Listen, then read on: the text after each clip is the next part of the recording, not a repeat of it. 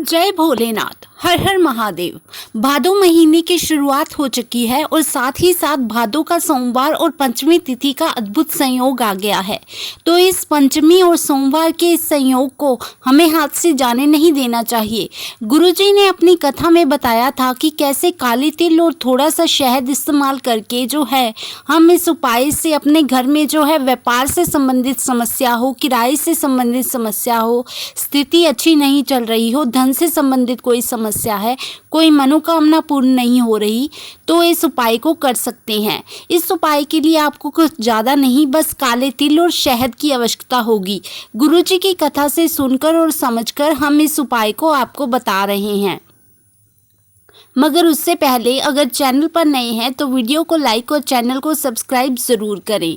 आज के इस वीडियो में हम आपको 3 महा उपाय बताने जा रहे हैं। सबसे पहले उपाय की बात करते हैं। अगर धन से संबंधित कोई समस्या है, पैसे के आगमन का रास्ता नहीं बन रहा, तो भादो मास की इस पंचमी को थोड़े से काले तिल ले लीजिएगा।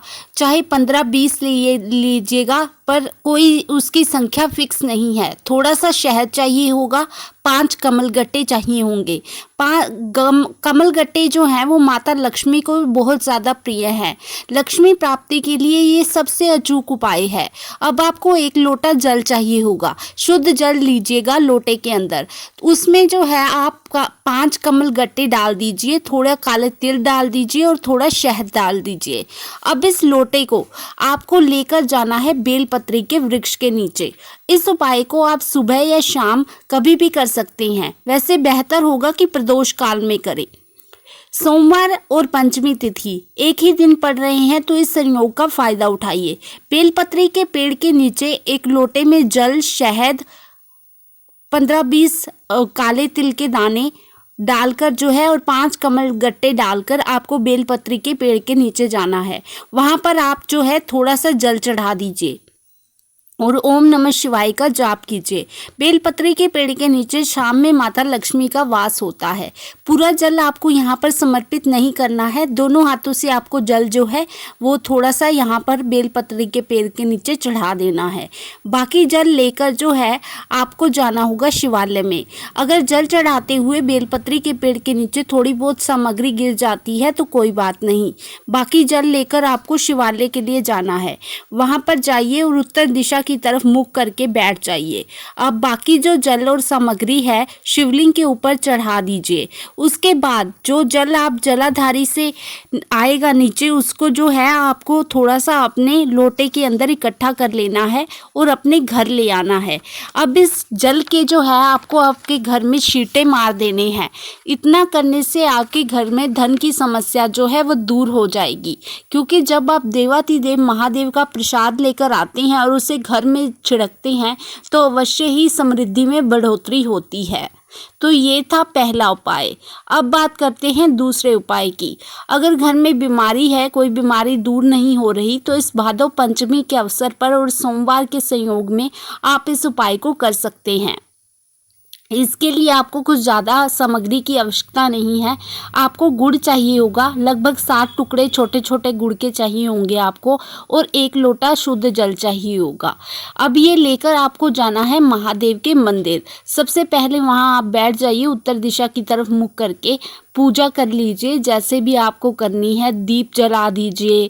उसके बाद आपको जो है 7 डलियाँ जो हैं वो रख देनी है शिवलिंग के ऊपर।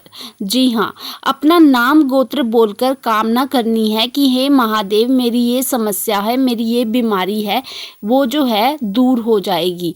शुद्ध जल भी चढ़ा दीजिएगा आप 7 डलियों को रखने के बाद।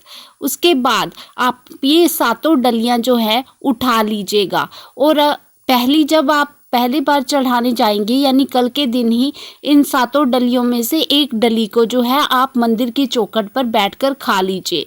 आपको इस उपाय के लिए लगातार 7 बार जाना होगा मंदिर में। उसके बाद जो है आप लगातार एक एक करके इन डलियों को खाते रहिए। जैसे ही आप मंदिर गए, दूसरी डली जो है वहाँ पर चौखट पर बैठकर खा लीजिए। ऐसा 7 डलियाँ ख़त्म होने तक आपको लगातार करना है। इससे बड़ा से बड़ा रोग भी है वो दूर हो जाता है। बड़ा ही आसान सा उपाय है। थोड़ा सा गुड़ चाहिए होगा 7 डलियों में और 1 लोटा जल।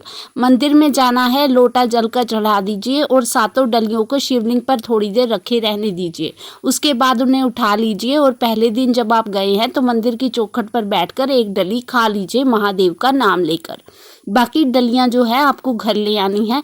फिर आपको फिर जाना है मंदिर में, फिर जल चढ़ाना है और जो आप डली लेकर गए हैं वो आपको मंदिर की चौखट पर बैठकर खा लेनी है। अब बात करते हैं तीसरे उपाय की, जो मनोकामना पूर्ति के लिए है। अगर आपको भादो मास की पंचमी और सोमवार का संयोग पड़ रहा है और आपको अवसर मिल रहा है तो इस उपाय को ज़रूर कीजिएगा। एक बेलपत्र ले लीजिएगा, स्वच्छ बेलपत्र होना चाहिए। अगर आपको बेलपत्र नहीं मिलता तो शिवलिंग से उठाकर स्वच्छ जल से धो लीजिएगा।